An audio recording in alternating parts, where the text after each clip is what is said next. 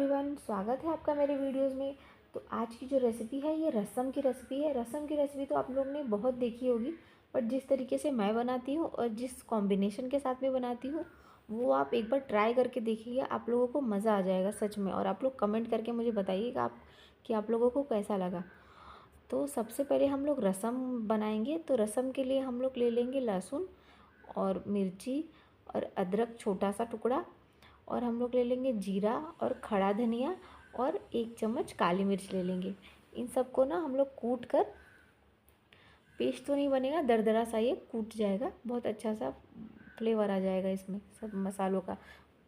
तो इन सबको हम लोग कूट लेंगे और कूट के ना, ये देखिए ये मेरा कूट चुका है। बिल्कुल इस तरीके से ही इसे कूट लेना है, बहुत एकदम पीसेगा नहीं क्योंकि हम लोग कूट रहे हैं।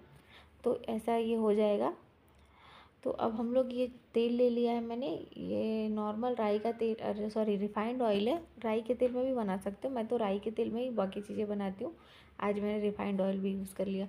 तो सबसे पहले हम ये ना, मैंने तड़का लगा लिया राई का, और हल्का सा मैं इसमें मेथी दाना डाल दिया है। उसके बाद ये जो हम लोग ने मसाला कूट कर रखा था ना, उसे डाल देंगे और उसे ब्राउन हो जाने तक भून लेंगे। उसके बाद ना इसमें टमाटर डालेंगे। टमाटर ये मैंने मीडियम साइज़ के 2 टमाटर लिए थे, और साथ में ही ना मैंने देखिए कड़ी पत्ता को भी थोड़ा सा हाथ से तोड़ के उसी में डाल दिया था। टमाटर के साथ में मैंने डाल कर रखा था, तो डाल दिया है। टमाटर की क्वांटिटी आप लोग अपने हिसाब से कम ज़्यादा कर सकते हो, ये मैंने मेरे हिसाब से लिया है क्योंकि हम लोग थोड़ा खट्टा ज़्यादा खाना पसंद भी नहीं करते, उस हिसाब से मैंने लिया है। तो टमाटर डालने के साथ में ही ना मैंने इसमें हल्दी और नमक भी डाल दिया ताकि टमाटर ना जल्दी से गल जाए।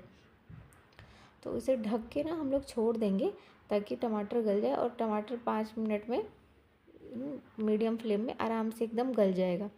तो ये देखिए इसे इस तरीके से ना, ये इससे दबा लेंगे, और ये थोड़ा सा मैंने धनिया ऊपर से डाल दिया है काट कर। तो इस तरीके से चलाते हुए ना इसे दबाते रहेंगे ताकि जो थोड़ा थोड़ा अगर इसमें खड़ा खड़ा पीस हो ना, तो वो भी अच्छे से इसमें मैश हो जाए। तो अब ना ये टमाटर एकदम अच्छे तरीके से गल गया है। तो अब यहाँ पे हम लोग ना, ये इमली का पानी है डाल दिया है मैंने। इमली का पानी भी आप लोग देख सकते हो, मैंने बहुत ज़्यादा नहीं डाला है। कोई कोई लोग बहुत ज़्यादा भी डालते हैं, जो जैसा खट्टा खाना पसंद करता है वो वैसा डालता है। हम लोग उतना पसंद नहीं करते खट्टा खाना, लेकिन हाँ रसम में अच्छा लगता है, लेकिन बहुत ज़्यादा भी नहीं, क्योंकि ये बैलेंस हो जाता है ना फ्लेवर, इसमें खट्टा मीठा नमक सब आ जाता है ना, तो ये बैलेंस हो जाता है फ्लेवर बहुत। तो इसके लिए ये मैंने एक एक कटोरी में इमली भिगाया था, बहुत थोड़ा सा, वो मैंने डाल दिया इमली का पानी। अब ये ना रात का दाल बच गया था, इसके लिए मैंने सोचा था कि मैं रसम बना दूँगी, और ये बहुत थोड़ा सा ही दाल था और इसमें पानी ज़्यादा था, क्योंकि रात को ना मैं खाना नहीं खाती हूँ, सिर्फ दाल का पानी पीती हूँ। तो वही दाल का पानी में, दाल में मतलब पानी एक्स्ट्रा ही डालती हूँ ताकि दाल का, तो वही बच गया था। तो अब ना वहाँ पर मैंने दाल डालने के बाद मैंने 1 कटोरी इसमें पानी और डाला, और ये ना थोड़ा सा आलू उबला हुआ रखा था। मैं ना उबला आलू डाल देती हूँ, मतलब रहता है तो डाल देती हूँ, नहीं रहता है तो उबाल लेती हूँ, कभी कभी भूल गई तो नहीं डालती हूँ। मोस्टली लोग रसम में नहीं डालते, लेकिन मुझे पसंद है पर्सनली तो मैं डालती हूँ। आप लोगों को नहीं चाहिए तो बस ये आलू को स्किप कर दीजिए, बाकी सारी चीज़ें सेम ही रहेंगी इसमें। तो ये देखिए ये मैंने गुड़ भी डाल दिया है हाथ से मैश करके, और बाकी ये गल भी जाएगा अभी पकने में।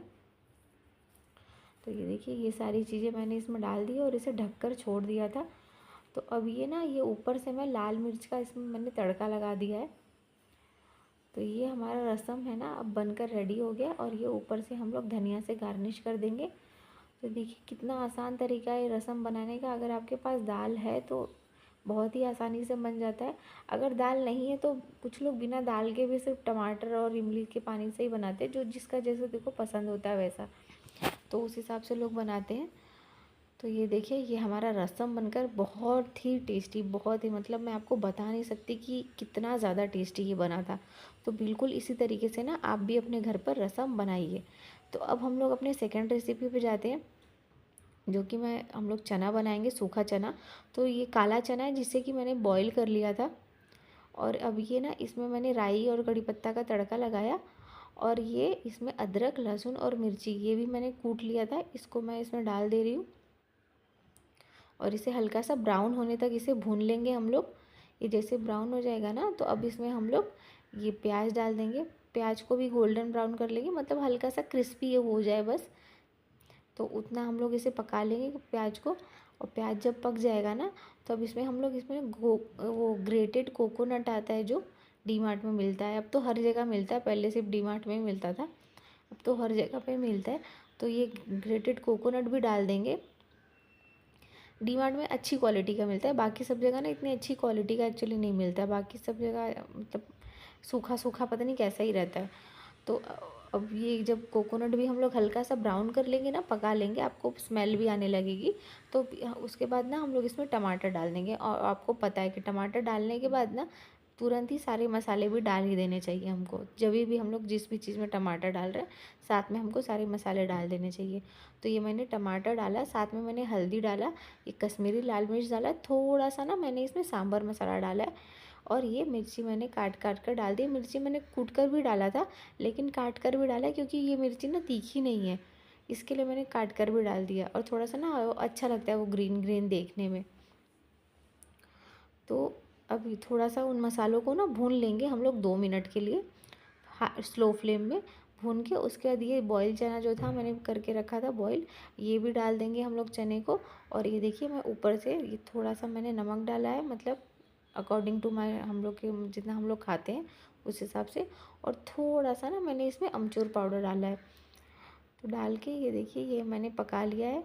और ये हमारा सूखा चना भी बनकर रेडी हो गया। देखो कितनी आसान रेसिपी है दोनों ही, और दोनों का कॉम्बिनेशन अगर आप ट्राई करोगे ना, तो आप लोग ना मुझे प्लीज़ कमेंट करके बताइए कि आप लोगों को कैसा लगा। क्योंकि ये ऑसम, मतलब एकदम किसी ने आपको बताया नहीं होगा ये कॉम्बिनेशन शायद से अभी इस टाइम पे।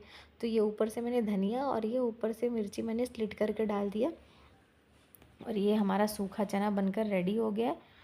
और ये ना आप ऐसे भी अगर डाइट वाइट कर रहे हो ना, तो ये सूखा चना ऐसा भी आप बनाकर सूखा ही खा सकते हो। ये ऐसे भी बहुत बहुत अच्छा लगता है। और चावल और सांभर और रसम के साथ में तो हो, फिर तो भाई छोड़ दो, फिर नेक्स्ट लेवल लगता है इसका टेस्ट, बाप रे।